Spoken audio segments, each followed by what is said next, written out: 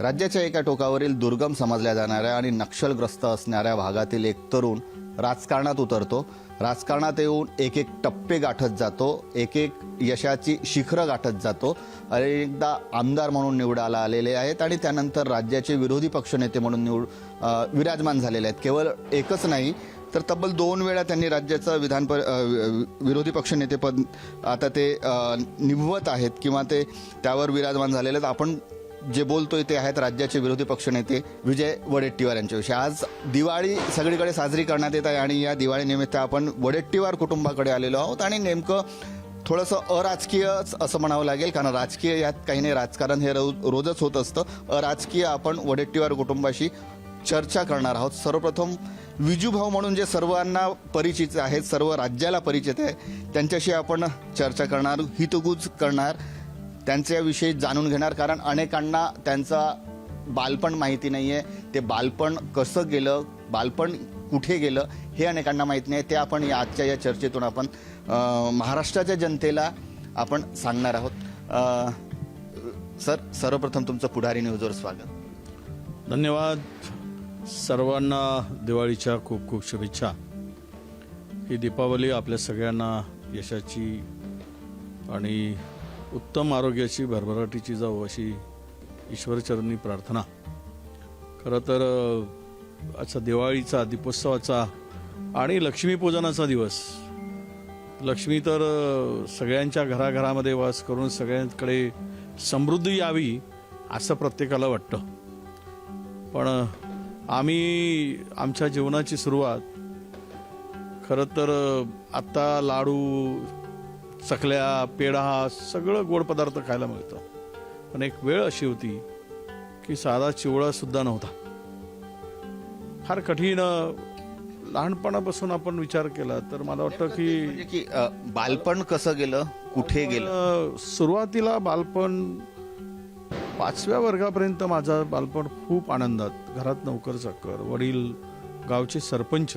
माझं मूळ गाव करंजी नावाचं गाव आहे, गोंडपिंपरी तालुक्यात. आणि 5व्या वर्गात असताना मी 5व्या वर्गात गेलो आणि वडिलांचा मृत्यू झाला. वडिलांचा मृत्यू झाला म्हणजे वडिलांना राजकारणात होते, 10 वर्ष सरपंच होते, त्यांना विषप्रयोग झाला आणि त्यामुळे कुटुंबात वडील प्रमुख आणि फार एक मोठं संकट असं म्हणू की ते आमच्या सगळ्या कुटुंबियावर आलं. आणि आई फार शिकलेली नाही, शेतीवाडी होती त्यावेळेस भरपूर होती. कुटुंब तसं सदन होतं. गावामध्ये आमच्या कुटुंबाचं नाव होतं. वडिलांचा फार मोठा दरारा सुद्धा त्या परिसरामध्ये होता. परंतु काळाला जे मान्य असतं ते होतं आणि वडील गेलेत. वडील गेल्यानंतर मला पुढे माझ्या कुटुंबाला आधारच नव्हता आणि परिस्थिती अशी आली की होत्याचं नव्हतं झालं. सगळी शेती होती ती विकायला सुरुवात करावी लागली. फार कुटुंबावर म्हणजे मोठं संकटच होतं ते आणि आर्थिक परिस्थिती फार वाईट घरची झाली.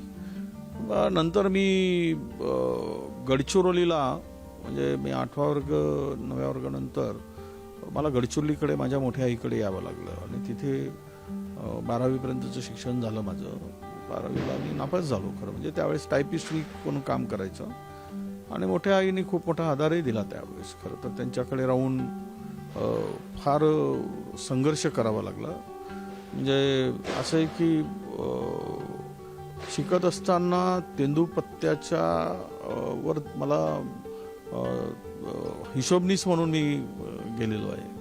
आणि त्याच्याही अगोदर सांगायचं झालं तर मला लोकांच्याकडे नोकरी सुद्धा करावी लागली. तो काळ फार फार कठीण काळ होता. म्हणजे आईच्या मेहनतीने खूप साथ दिली. आई लोकांच्याकडे, आज आम्ही गोडधोड खातो ते लोक आमच्याकडे नोकर चाकर करतात, पण त्यावेळेस आईने लोकांच्याकडे गोडधोड तयार करून जे पैसे आले त्यातून आमचं कुटुंब उभं करायचा प्रयत्न आईने केला. भाऊ होते, भाऊ माझ्याकडे, आई आणि लहान भाऊ. मोठा भाऊ गावाकडे होता, तो सुद्धा गावातल्या राजकारणामध्ये होता, सरपंच उपसरपंच म्हणून त्यांनी काही काळ केलं. थोडा व्यसन असं आयुष्याला, ते व्यसन जळल्यानंतर त्यामध्ये कुटुंबाला पुन्हा फार मोठे चटके बसलेत, फार मोठं संकट आलं किंवा आर्थिक विवंचना होती. लोकांच्याकडे काहीतरी मेहनत केल्याशिवाय आपल्या घरची चूल पेटेन अशी अवस्था होतीच. आणि मी टायपिंगची 30-40ची परीक्षा पास केली. त्यावेळेस मी तुलतुली नावाचा एक प्रोजेक्ट सुरू झाला. तिथे मी काही काळ डेली विजेसवर रोज त्याच्यावर मी टायपिस्ट म्हणून कामाला जायचो. पण तिकडे सुद्धा माझा इगो जरा मी हार्ड टेम्पर होतो. आणि त्याच काळामध्ये जरा वडील असल्यामुळे नक्कीच आपण थोडासा मुक्त संचार करायला लागतो.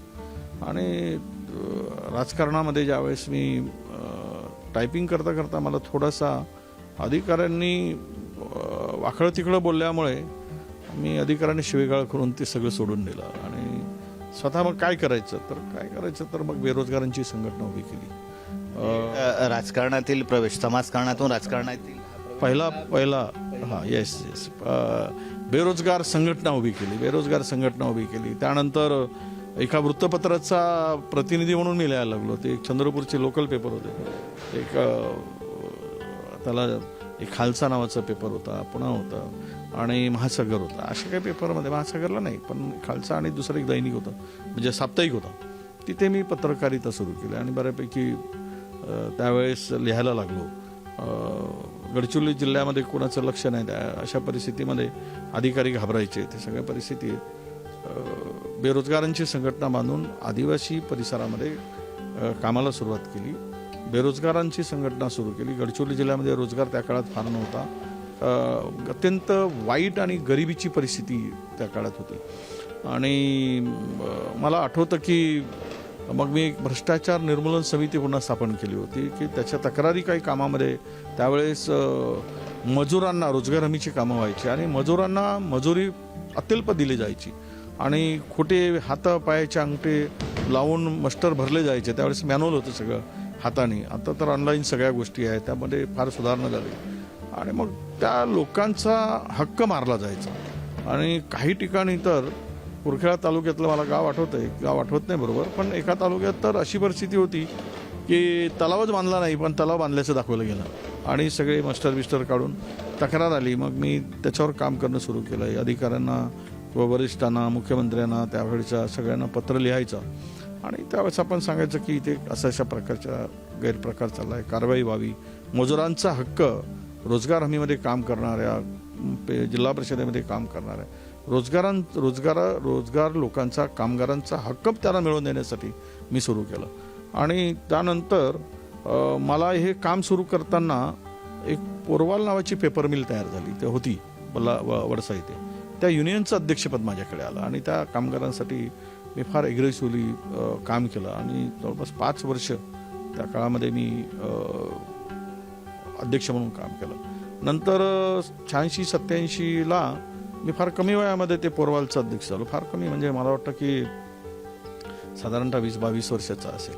मग शिवसेनेची सुरुवात झाली आणि महत्वाचा टप्पा आहे शिवसेनेचा प्रवेश. मला काही राजकारणात फार हे नव्हतं, पण शिवसेना म्हणजे चला माझ्या डेअरिंगला आणि माझ्या याला जरा सळसळ, त्यामुळे ते तिथे मी शिवसेनेमध्ये गेलो म्हणजे मी स्थापन केली गडचिरोली जिल्ह्यामध्ये शिवसेना. माझ्या हाताने पहिली शाखा गडचिरोली जिल्ह्यात शिवसेनेची मी सुरुवात केली, म्हणजे स्थापन केली. आणि तो काळ असा होता की त्यावेळेस कुठेही काही केलं की शिवसेनेला विरोध.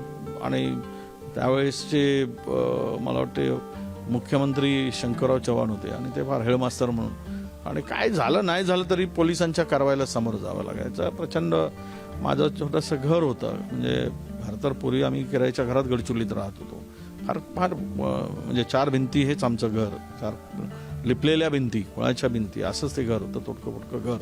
आणि त्या घरात असताना माझी आई आणि मी, माझे भाऊ, त्यावेळेस आई फार संघर्ष करायचे. कोणी पोलीस मला पकडायला आले कारण कुठल्या आंदोलनात मी वॉरंट झाला किंवा अटक करायची पाळी आली की आई दरवाजा तुम्ही या, मी तुम्हाला बघतो वगैरे.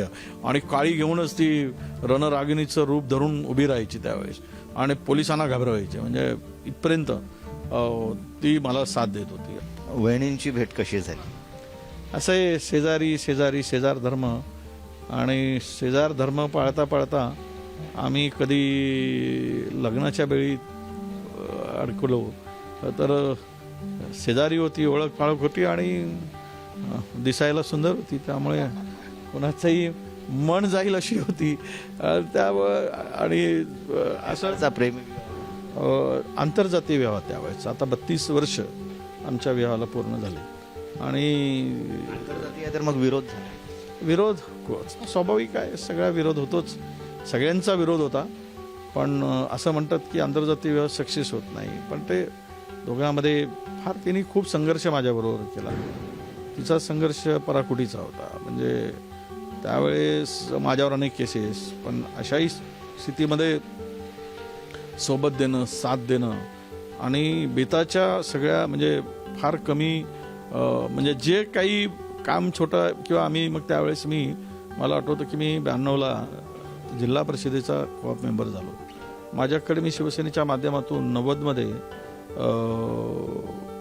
88मध्ये माझ्याकडे 3 नगरसेवक निवडून आले होते आणि एकाला नगराध्यक्ष करताना त्यांना त्या सत्तेमध्ये मी त्यांना बसवलं होतं. 3 नगर गडचिरोलीमध्ये 517 ग्रामपंचायतीवर त्यावेळेस मी शिवसेनेचा झेंडा फडकवला होता.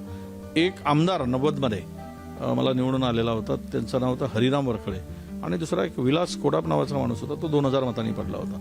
त्यावेळेस मग मी इरिगेशनची छोटी छोटी कामं करणं सुरू केलं आणि त्या कामाच्या माध्यमातून थोडा गडचिरोलीमध्ये मला आठवतं की मी 6,000-7,000 रुपयाच्या जमिनी शेतीच्या घेणं सुरू केलं. 7,000 रुपये एकर आणि 8,000 रुपये एकरच्या जमिनी घेतल्या. आता माझ्याकडे त्या काळात घेतलेली जवळपास 70-60 एकर जमीन शेतीची आत्ता माझ्याकडे आहे. म्हणजे त्यावेळेस पैसे आम्हाला कुठलाही नव्हता, पण हिचा संघर्ष सांगतो की जे काही मिळालं त्यातून ते बचत करून जो माणूस आला त्या माणसाला मदत करायची. आमच्या कुटुंबामध्ये आमच्या घरात आमच्यासाठी नसेल, पण बाहेर दरवाजात आलेला माणूस हा मात्र मदतीशिवाय जाता कामा नये.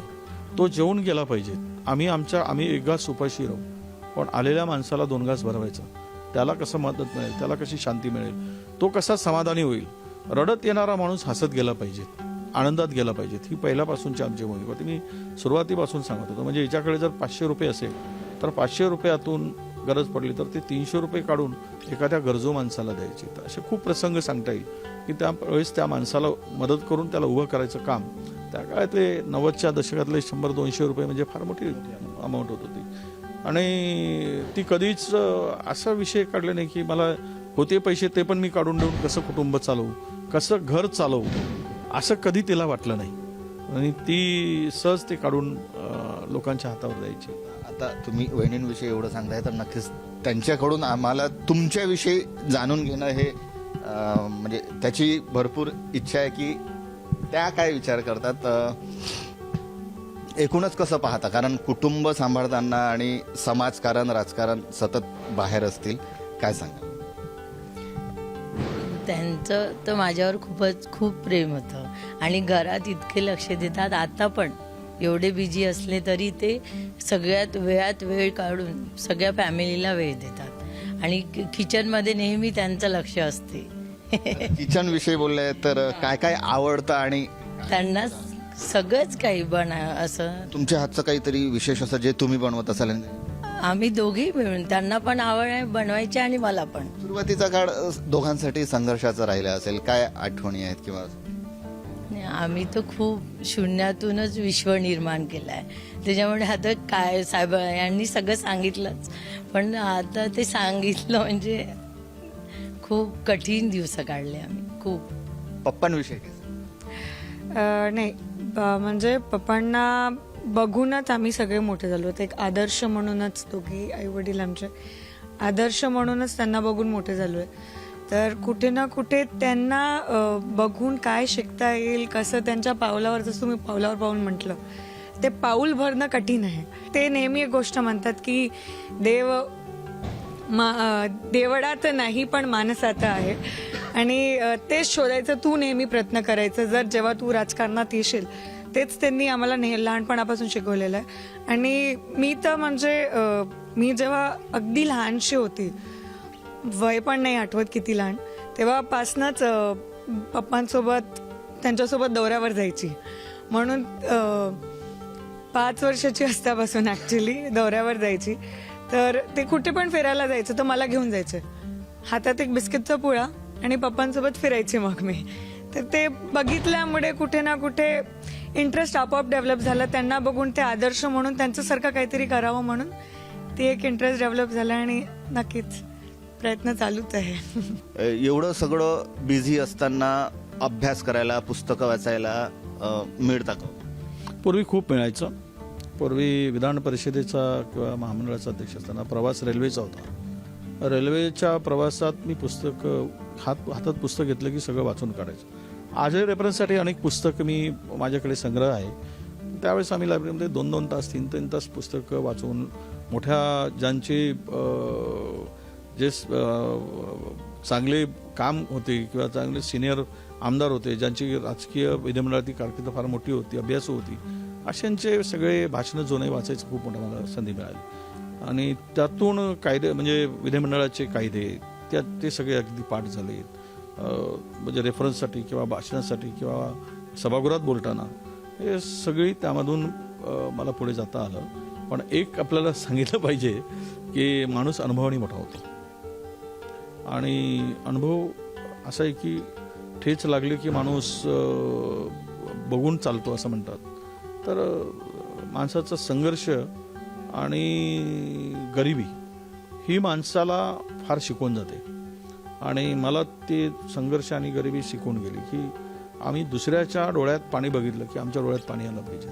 बघा, पद, प्रतिष्ठा, सन्मान सर्व गोष्टी मिळत असतात. म्हणजे असं नाही की माणसं दिवस बदलत असतात. आणि त्यातून मी माझ्या आयुष्यात मी कुठल्याही व्यसनाच्या आहारी जाऊन माझं आयुष्य नाही गेलं. जे काही मिळतं ते कुठेतरी आपण व्यवस्थितपणे बचत केली पाहिजे, गुंतवली पाहिजे. हे आमच्या मुलांना पण हिला पण चांगली ती सवय आहे की पैसे मिळालेत की ती बरोबर त्याची व्यवस्थित मॅनेजमेंट करते. शेवट राजकारणात आज पैसा लागतो प्रांजळपणे, कोण लपवू देत. आजकालचे दिवस नाही. आम्ही निवडणुकीला उभं होतो, आम्हाला माहिती आहे की 50, 25, 10 लाखामध्ये त्या निवडणुका त्यावेळेस व्हायच्या. आता पहिली निवडणूक आम्ही विधानसभेची लढवली. विधान परिषदेवर तर मी 2000 रुपयामध्ये विधान परिषदेवर आलो. मला 1 रुपया खर्च आलेला नाही. त्यानंतर विधानसभा आम्ही दुसऱ्याच्या लढवल्यात. आरमोरीची विधानसभा 90मध्ये लढली. फार काय तर एक फियाट आणि 10,000 रुपये 15,000 रुपयामध्ये विधानसभेची निवडणूक आम्ही जिंकली. अलीकडे निवडणुका फार महाग झाल्या आहेत. स्थानिक निवडणुका असतात. पण निवडणुकीचा विषय जरी असला तरी राजकारणामध्ये आपल्याला उभं राहायचं असेल तर स्वतःची ताकद आणि स्वतःची मिळकत हे एश्युअर्ड असली पाहिजे. मी पोरांना नेहमी सांगतो, दुसऱ्याकडे हात पसरून आपल्याला उभं राहता येत नाही. ते दिवस नाही. पूर्वीच्या लोकांमध्ये एक भावना चांगली होती. समाजकारण होतं, त्याच्यामध्ये अर्थकारण नव्हतं. राजकारण हे समाजकारणासाठी होतं. आम्ही उभे झालो. आजही आम्ही समाजकारणच फार आमचं हे असतं. आम्ही 80% समाजकारणच करतो. आमच्याकडे कुठलाही कॅन्सरचा पेशंट आला की दरवाजातून त्याची ट्रीटमेंट, त्याचं हे मधामध्ये लहान मुलांच्या ऑपरेशनची मोठी मोहीम आम्ही राबवली. आम्ही विविध प्रकारचे आत्तापर्यंत आम्ही म्हणजे जवळपास 35,000 लोकांना डोळे तपासून चष्मे दिले. 10,000 लोकांची आम्ही डोळ्याचे ऑपरेशन करून दिले. आता एक 2.5 कोटी रुपयाची आम्ही गाडी आमच्या संस्थेची उभी केली. त्यातून cancer detection, pre cancer detection, early cancer detection अशी ती ॲडव्हान्स टेक्नॉलॉजीची गाडी आहे. ती रोज लोकांना तपासते. फर्स्ट स्टेजमध्ये कॅन्सरचा पेशंट आढळला की त्याला आम्ही लाईव्ह त्याचं सेव्ह करू शकतो, वाचू शकतो. आत्तापर्यंत 4 महिन्याच्या कालावधीमध्ये, मला वाटतं 3-3.5 महिन्याच्या कालावधीमध्ये जवळपास 250-300 रुग्णांना फर्स्ट स्टेजला आम्ही डिटेक्ट केलं. त्यांचं लाईव्ह आम्ही सेव्ह करू शकलो. यापेक्षा काय आहे? म्हणून सांगतो की तुम्हाला राजकारणात, केवळ राजकारणात राहत असताना राजकारण करण्यासाठी नका जाऊ. तुम्ही सामाजिक भान ठेवून राजकारण करा. समाज व्यवस्था लक्षात ठेवून राजकारण करा. सामाजिक स्थितीबरोबरच समाज मन ओळखून राजकारण करा. मगाशी शिवानीताईंनी बोलताना एक उल्लेख केलेला होता तुकडोजी महाराजांचा तुमच्यावर फार प्रभाव आहे. काय झालं, मी लहानपणापासून गोंधळा नावाचं गाव आहे, तिथे बालवयापासून मी त्यांच्या तिकडे महाराजांच्या पुण्यतिथीचा कार्यक्रम होत होता. आणि आम्ही पायी, बसमध्ये, कधी बैलगाडीवर तिकडे नेहमी जायचो. आणि महाराजांचे खूप साहित्य मी वाचले आहे. महाराजांची शिकवण जी होती ती मानवतेची होती. खरं तर आजकाल त्यांना कुठल्या तरी धर्माशी बांधण्याचं काम काही RSS म्हणजे मुद्दाम सांगतो मंडळी करतात. खरं तर महाराजांचे विचार हे मानवतेचे विचार होते. हे सर्वधर्म समभावाचे विचार होते. हा संत असा होता की जो ज्याला राष्ट्रसंताची उपाधी दिली गेली आणि जनतेने दिली गेली. म्हणजे ईश्वराला शोधायचं असेल तर तो माणसात शोधलं पाहिजे. माणसाची सेवा करणंच म्हणजे ईश्वर प्राप्ती आहे हे सांगणारे संत होते. तुम्ही उगीच ईश्वराच्या जाऊन मागितलं आणि तुम्ही किंवा ईश्वराच्या दरवाजात रोज गेलात, मंदिरात रोज गेलात, तर मंदिरात रोज जाऊन तुम्हाला ईश्वर पावणार नाही. तर समाजाची सेवा करणं आणि लोकांच्या सुख दुःखामध्ये जाऊन धावून जाणं आणि त्यांना मदत करणं तरच ईश्वर आपल्याला मिळतो हे महाराजांनी शिकवलं आहे. आणि तो खूप मोठा पगडा माझ्यावर बालवयात. शेवटी जाता जाता एक छोटा प्रश्न म्हणता येईल की समाजकारणातील आणि राजकारणातील आदर्श काय नाही, असंही राजकारणात आदर्श मी नेहमी इतके वर्ष बाळासाहेबांच्या माझ्यावर खूप अनंत उपकार आहेत आणि त्यांनी मला राजकारणातली ओळख खरी तर बाळासाहेबांनी करून दिली आणि समाजकारणही शिवसेनेनी मला शिकवलं हे मी विसरूच शकत नाही. नंतरच्या काळामध्ये मला सर्व एकूण या देशातील जी व्यवस्था आहे ती व्यवस्था ही सर्व धर्माचा सन्मान करण्याची शिकवण जर मला मिळाली असेल तर ती काँग्रेसमध्ये मिळाली. जात पात धर्माच्या पलीकडे राजकारण झालं पाहिजे. जातीपातीच्या पलीकडे माणसाला उभं केलं गेलं पाहिजे हे जर कोणी शिकवलं असेल तर ते मला काँग्रेसने शिकवलं. आणि मला राजकारणामध्ये काँग्रेसमध्ये आल्यानंतर सोनियाजींना त्यामुळे मला मंत्रिपद मिळालं. सोनियाजींनी मला कॅबिनेट मंत्री पद दिलं. म्हणजे आमच्या नेत्यांनी मला खूप माझ्यावर जबाबदारी टाकली. आत्ताही राहुलजींनी आणि आमचे खरगे साहेब यांनी ही जबाबदारी विरोधी पक्षनेत्याची सांगितली की बहुजनातला कार्यकर्ता हा संघर्षमय कार्यकर्ता याच्यावर ही जबाबदारी तो सहज पेलू शकेल म्हणून तो विश्वास टाकला. आणि आज मी 18 वर्ष झाले काँग्रेसमध्ये. तर या 18 वर्षामध्ये काँग्रेस आणि देश हे वेगळं समीकरणच होऊ शकत नाही. राजकारणाचा मी विषय सांगत नाही पण माझा अनुभव सांगतो. तो एक काँग्रेस आणि देश हे एकमेकाशी संबंधित आहे. देशाला काँग्रेसला बाजूला करून देश उभा राहू शकत नाही. येणार येतील, जाणार जातील, काही काळ राज्य करतील, काही काळ निघून जातील, परंतु तोच जो धागा आहे या मातीशी बांधलेला तो काँग्रेसच्या विचाराचा धागा या मातीशी बांधलेला आहे. आणि राहिला समाजकारण तर समाजकारण बालवयापासून आम्हाला महाराजांची शिकवण होतीच, तुकडोजी महाराजांची. त्यानंतर शिवसेनेत आल्यानंतर बाळासाहेबांची जी पद्धत होती काम करायची म्हणून एका माझ्याकडे 9 ॲम्ब्युलन्स रुग्णवाहिका आम्ही तुकाराम दादा गीताचार्याच्या हाताने पहिल्यांदा चंद्रपूर विदर्भात पहिली रुग्णवाहिकाची सुरुवात मी केली. म्हणजे ती 2003 मध्ये आणि 2003ला तुकाराम दादांच्या हस्ते लोकार्पण पहिल्या रुग्णवाहिका झालं. 10-12 रुग्णवाहिका आमच्या ड्रायव्हरसह चालतात. हे सगळं जे आहे ते कुठेतरी ती संतांची शिकवण आणि राजकारणात आल्यानंतर मोठ्यांची शिकवण यातून हे सगळं घडलेलं आहे. आम्ही खूप समाधानी आहोत. आई पण सोबत आहेत. आपण त्यांच्याकडून पण थोडंसं आम्ही जाणून घेण्याचा प्रयत्न करतोय. तब्येत थोडीशी व्यवस्थित नाही. लहानपणी कसे होते? लहानपणापासून राजकारण करता. अच्छा. लहानपणापासून दुसऱ्या दिशेवर होती. दिवाळीचा सण उत्सव साजरा करत असताना अनेक जे पैलू आहेत जे अनेकांना माहिती नाही आहेत त्याविषयी आज चर्चा केलेली आहे. महत्त्वाचं असं पद आहे विरोधी पक्षनेते म्हणून सरकारला काय करायला पाहिजे, सरकारने कसं वागायला पाहिजे हे जे आहे ते विरोधी पक्षाचं काम असतं आणि विरोधी पक्षनेते म्हणून ती जबाबदारी विजय वडेट्टीवार हे सांभाळत आहेत. कॅमेरामन मंगेश हस्तकसह जितेंद्र शिंगाडे, पुढारी न्यूज, नागपूर.